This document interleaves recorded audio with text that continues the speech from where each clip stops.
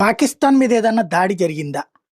ప్రస్తుతం ఇదొక అనుమానం తావిస్తోంది. ఎవరు చేశారు? వాళ్ళ దేశంలో ఉన్నటువంటి తీవ్రవాద ముఠాలు చేసినాయా? లేపోతే తెహ్రీకి తాలిబాన్ పాకిస్తాన్ చేసిందో, లేపోతే బెలూచ్ రెబెల్స్ చేశారో తెలీదు గానీ, కరాచీ ఎయిర్‌పోర్ట్‌లో భారీ ఎత్తున మంటలు రేగినాయి. అయితే అది ప్రచారం జరిగింది ఇరానియన్ డోన్ స్ట్రైక్స్ అని జెప్పేసి. ఎందుకంటే ఇరాన్‌తో వ్యతిరేకంగా అమెరికా కథ నడుపుతుంటే 30,000 మంది సైన్యాన్ని ఇరాన్ సరిహద్దులకు పంపించి, అమెరికా తరపున ఇరాన్ మీద పాకిస్తాన్ యుద్ధం చేయడానికి సిద్ధపడుతున్నటువంటి వేళ తమ ధమ్కీ ఇవ్వడం కోసమని ఇరాన్ డ్రోన్స్ అటాక్ చేసిందన్నటువంటి ప్రచారం జరుగుతోంది.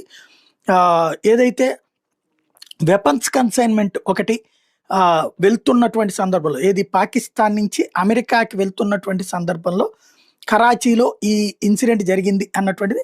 అయితే జైష్ అల్ అదీ అనేటటువంటి సంస్థ ఈ అటాక్ చేసింది అన్నటువంటి ప్రచారం జరుగుతోంది. అది ఇరాన్ ప్రోద్బలంతో ఉండేటటువంటి షియా తీవ్రవాద సంస్థ అనమాట.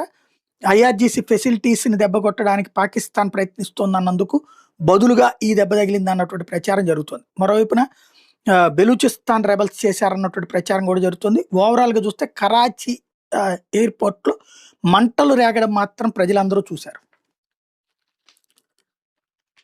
ఇప్పుడు చెప్పిన 36ది రేపటి కనిపెట్టాను, ఇవాళకే పెట్టేసేది 36.